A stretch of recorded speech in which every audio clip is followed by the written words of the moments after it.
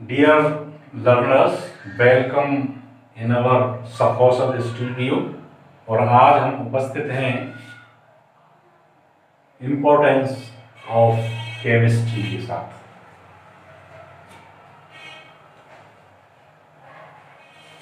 Before learning the chemistry it is must to know the importance of the chemistry, because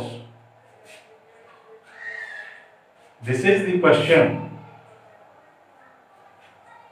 that why we read chemistry. This is the main question.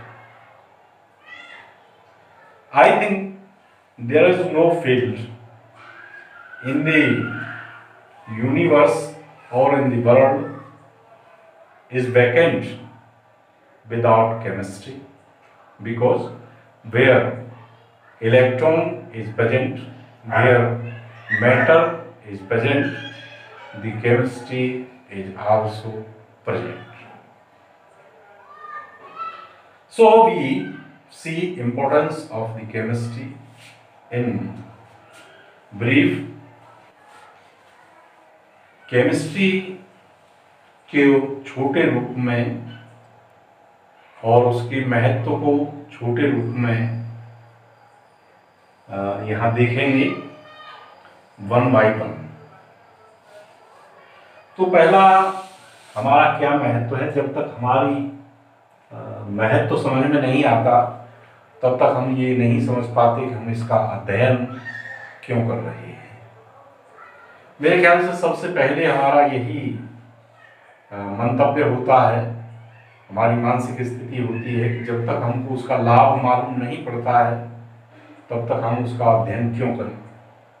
तो इसलिए आज हम बहुत short में, क्योंकि इतना बड़ा इम्पोर्टेंस है, जैसे कि मैंने बताया कि यूनिवर्स में जहाँ कहीं भी इलेक्ट्रॉन प्रेजेंट हो जाता है, जहाँ मैटर प्रेजेंट हो जाता है, वहाँ केमिस्ट्री शुरू हो जाती है। और यहाँ तक कि हमारा जो शरीर है वो भी मैटर है और उसकी भी अपनी इम्पोर्टेंस है, और उसी इम्पोर्टेंस की पूर्ति सेम, कहते हैं ना कि सेम के लिए सेम चाहिए, तो मैटर से ही उसकी पूर्ति होती है। लेकिन इसमें हमारा केमिस्ट्री के अध्ययन से क्या तात्पर्य है, what is the mean by study of chemistry? So we discuss here. First, in agriculture,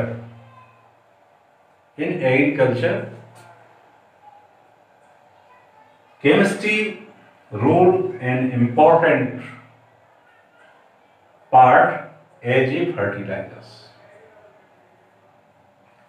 फर्टिलाइजरों के रूप में केमिस्ट्री ने बहुत ही महत्वपूर्ण भूमिका निभाई है। इतनी बड़ी हमारी जनसंख्या है, उस जनसंख्या के लिए यदि फर्टिलाइजर न होते तो आई थिंक हम भोजन की और अनाज की पूर्ति नहीं कर पाते। तो उसके लिए हमारी केमिस्ट्री ने फर्टिलाइजर दिए, जैसे अमोनियम सल्फेट,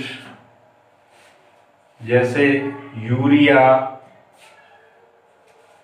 और कैल्शियम सुपरफास्फेट, अमोनियम सुपरफास्फेट या ammonium phosphate, di ammonium phosphate, tri ammonium phosphate, so many type of fertilizers हमारी केमिस्ट्री ने दिए हैं। दूसरा है as a preservative in foodstuff, खाद्य में परिरक्षण के रूप में। खाद्य में परिरक्षण के रूप में इसका मतलब है कि हमारा बहुत सा भोजन बेकार हो जाता है, तो उनको किस तरह से प्रिजर्व किया जाए, किस तरह से उसका संरक्षण किया जाए, तो उसके लिए भी हमारी रसायन ने बहुत कुछ दिया है, और जिनकी वजह से हम अपने खाद्य को खराब होने से बचा लेते हैं।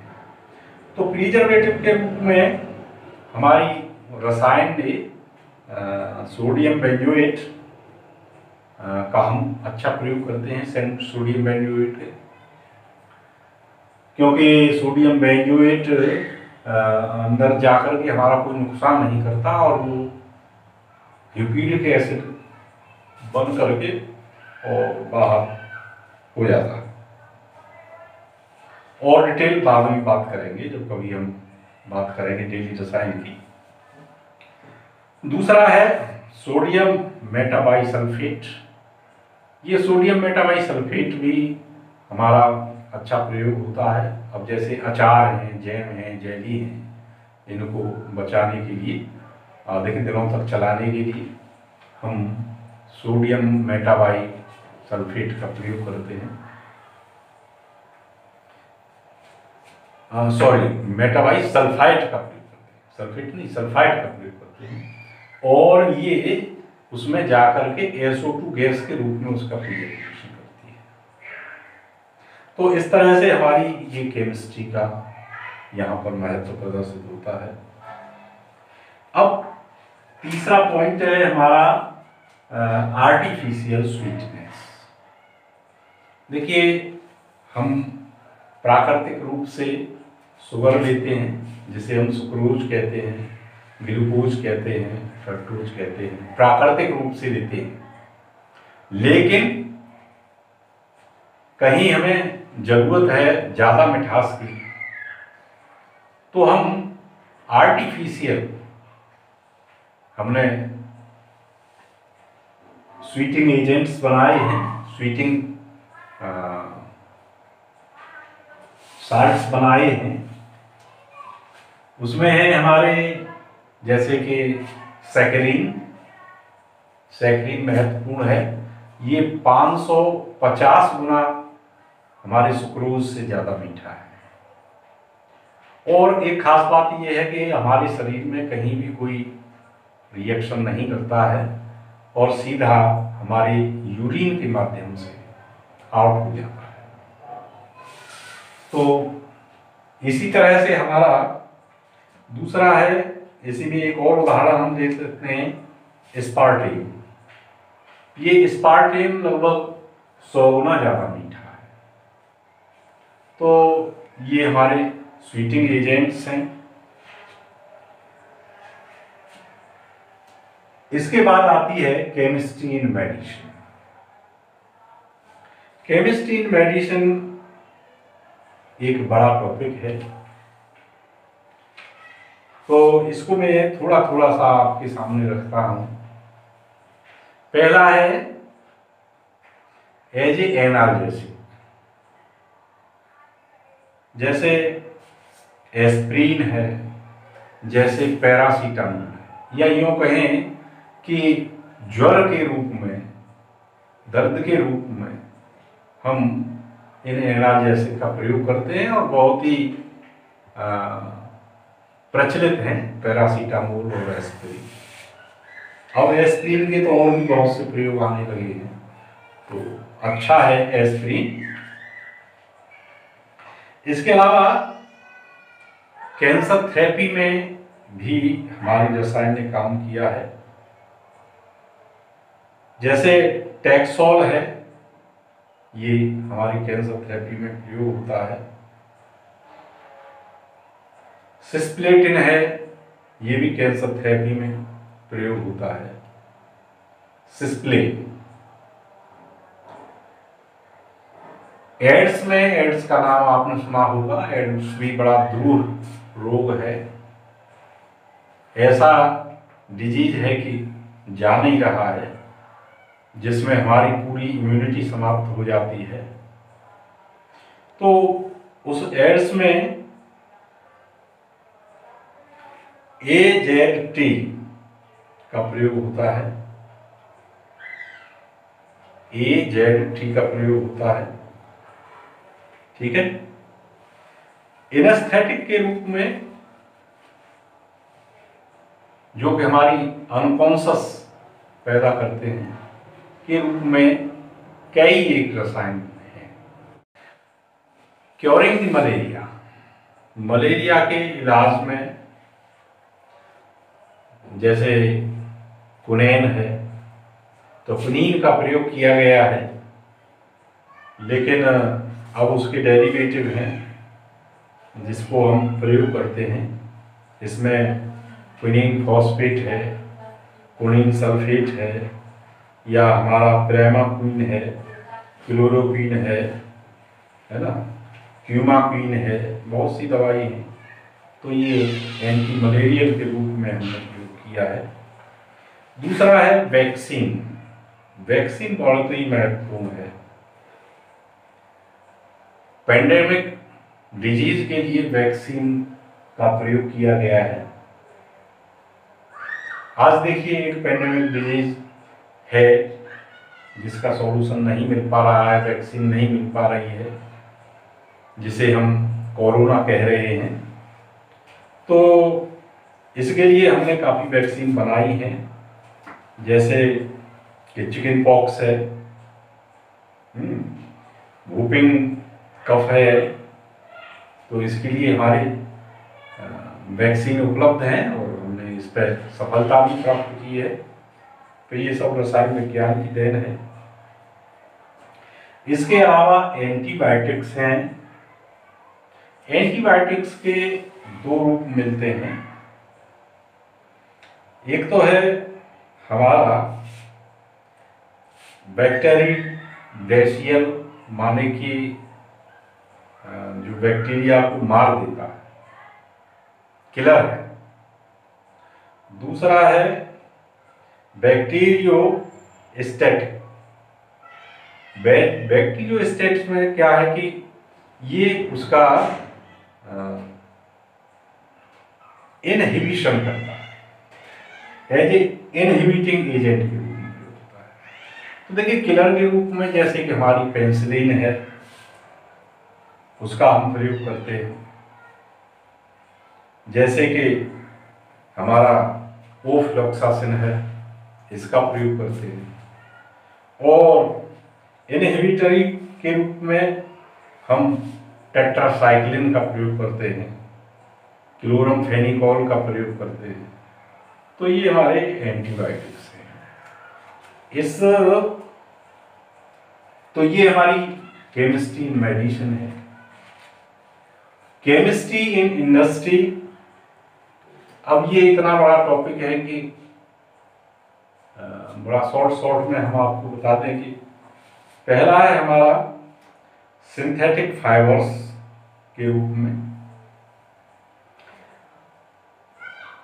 जैसे कि नायलॉन है, टेरेलिन है, रेयान है।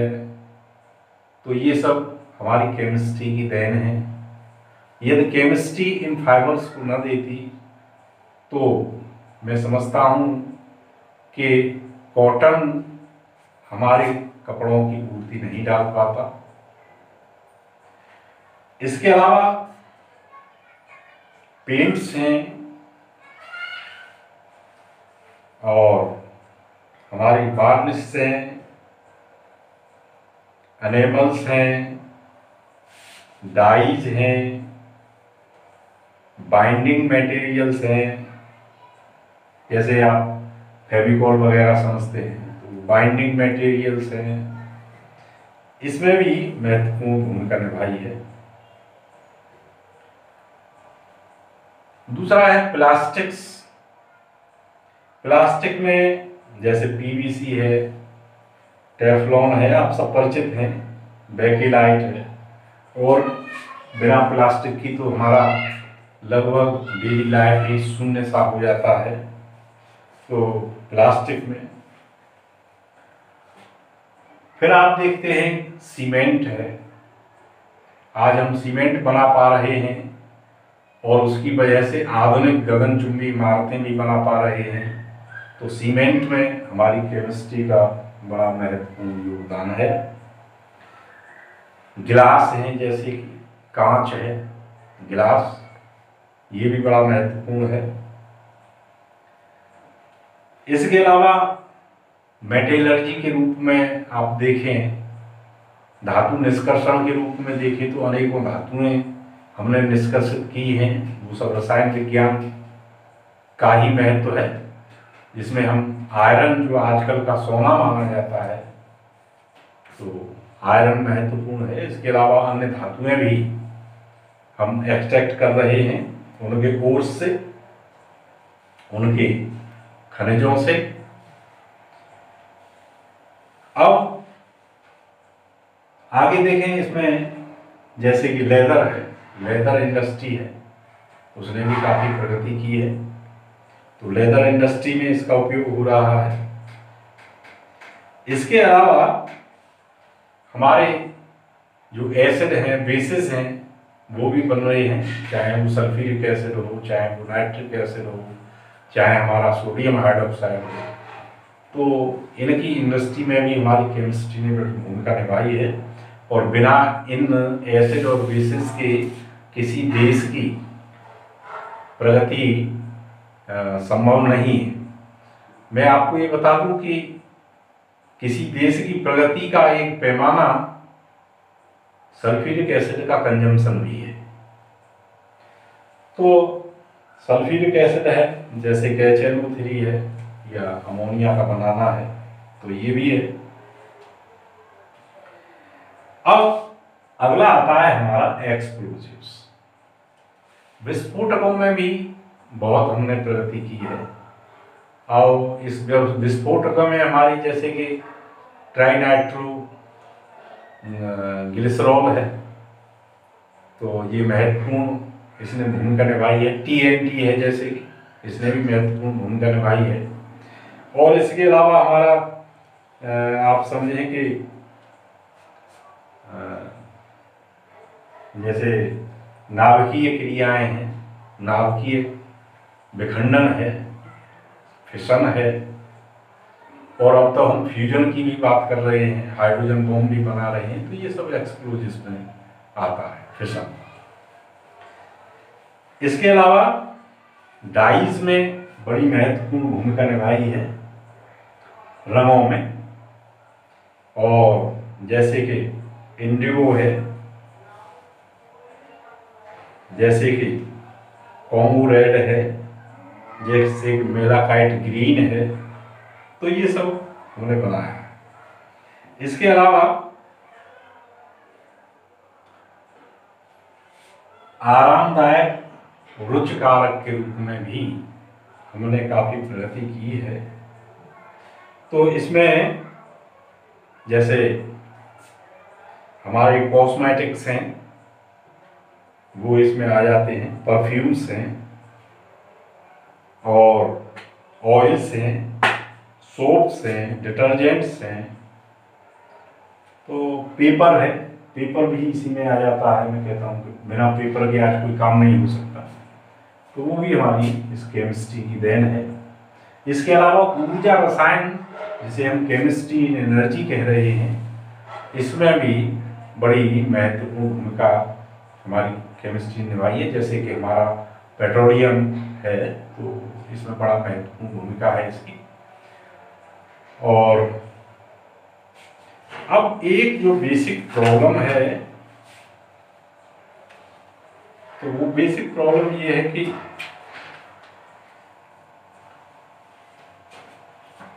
हमने एनवायरमेंटल प्रॉब्लम अभी भी हमारी जो भी तो माने कि ये एक हमारे लिए प्रॉब्लम है, एनवायरमेंटल प्रॉब्लम, और साइंटिस्टों के सब पास, या कहें केमिस्टों के पास एक चैलेंज है इस बात का कि एनवायरनमेंट को सही करने के लिए बायोकेमिक तरीके अपनाए जाएं प्रोडक्शन के लिए, और एंजाइमेटिक प्रोसेस अपनाई जाए लार्ज प्रोडक्शन के लिए। तो ये सभी हमारी नीड्स हैं प्रेजेंट डे में, और इसमें भी हम काफ़ी प्रगति कर भी रहे हैं। सो आई थिंक समय अधिक न लेते हुए मैं इस टॉपिक को यहीं समाप्त करता हूँ, इम्पोर्टेंस ऑफ केमिस्ट्री को। Thank you.